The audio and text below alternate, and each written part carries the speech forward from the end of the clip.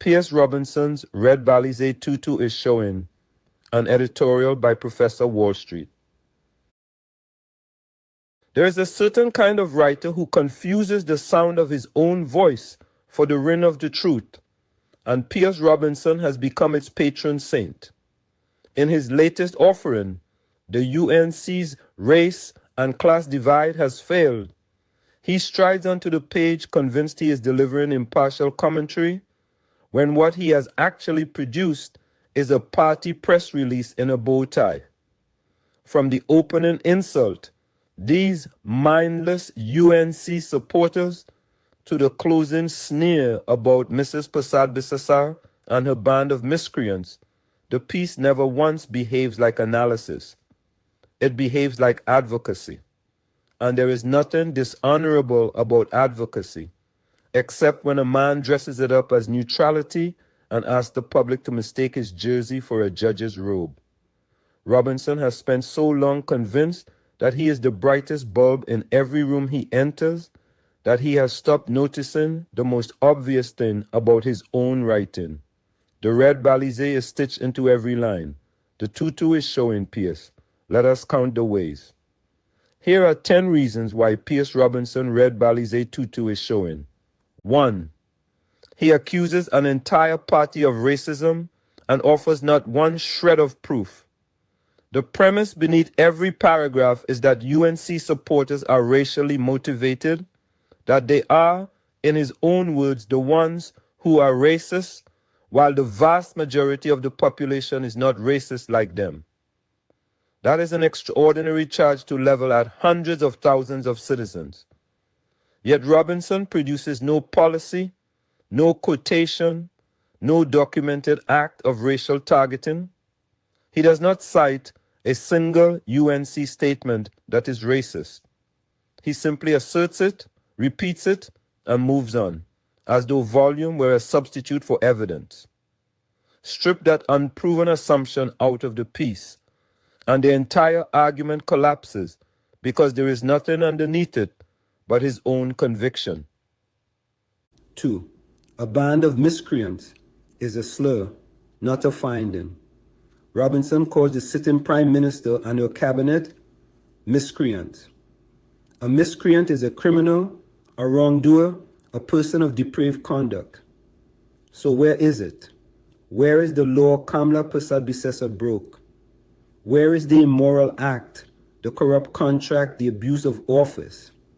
He names none because he has none. He reaches for the ugliest word he can find and hopes the reader will supply the crime his evidence cannot. That is exactly how a propagandist writes.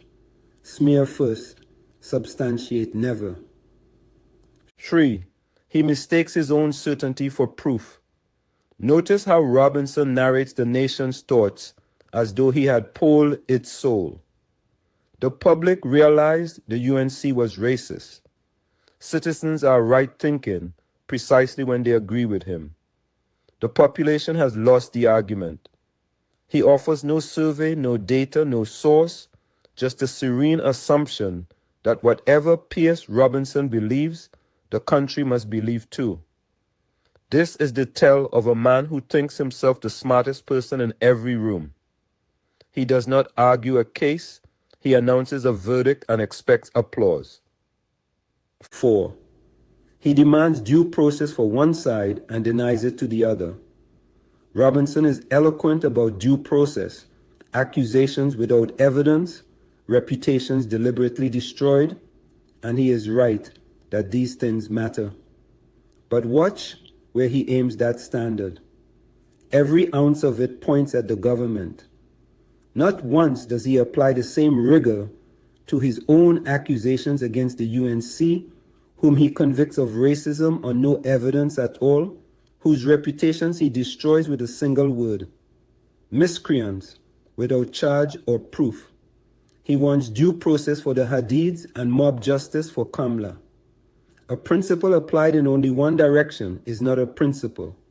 It is a weapon. 5. He erases Kamla Persad-Bissessar's actual record on poverty.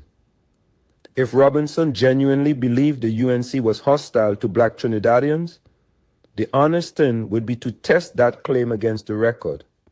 From 2010 to 2015, under Kamla Persad-Bissessel, poverty among black citizens reportedly fell from roughly 19.8% to 17.8%.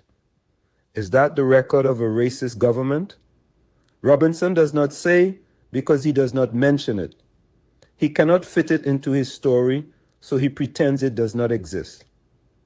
A commentator engages inconvenient facts. A propagandist edits them out. 6. And he is utterly silent on what the PNM did with that same number. Here is the fact Robinson most needs you not to think about. Between 2015 and 2025, under PNM government, poverty among black citizens reportedly climbed from 17.8% to over 26%.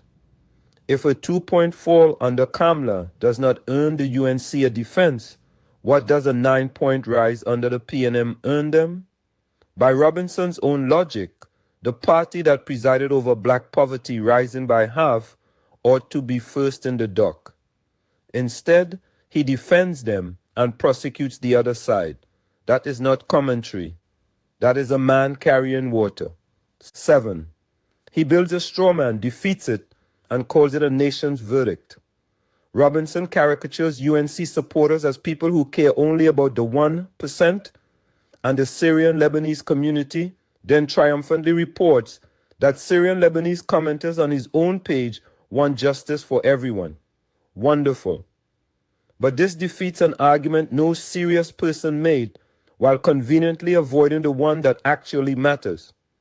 Why were citizens detained for weeks under PDOs without charge?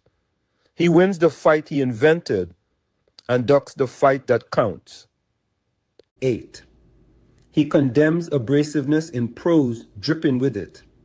He scolds UNC supporters for being brash, abrasive, and aggressive, for cussing everyone, for attacking anyone who questioned the government.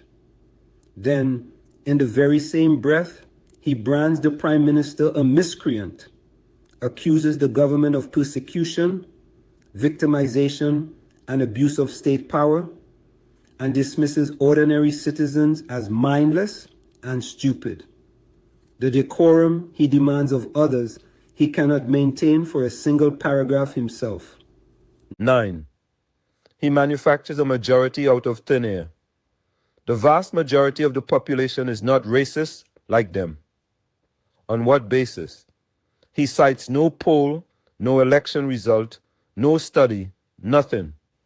Inventing a silent majority that happens to agree with you is one of the oldest tricks in propaganda, because it lets the writer speak in the name of the nation while accountable to no one.